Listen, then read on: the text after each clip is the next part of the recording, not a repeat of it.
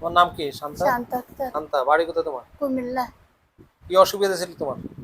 এমনিতে বুক ধড়ফড় করতো, শ্বাস বন্ধ হয়ে যেত, হাত কালো জিহ্বা কালো হয়ে কালো যেত, হয়ে আঙ্গুল? যেত, আচ্ছা। তারপর শ্বাস নিতে পারতাম না, কি এগুলোই কষ্ট ছিল মাথা তোমার? ব্যথা রোগের ছিল। নাম কি ছিল? টপ।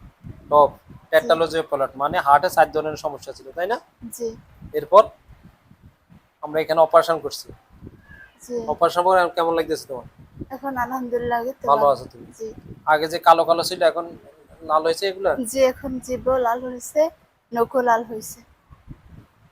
তার যে হার্টের সমস্যা ছিল টেট্রালজিওপ্লাট মানে হার্টে 4 ধরনের সমস্যা ছিল।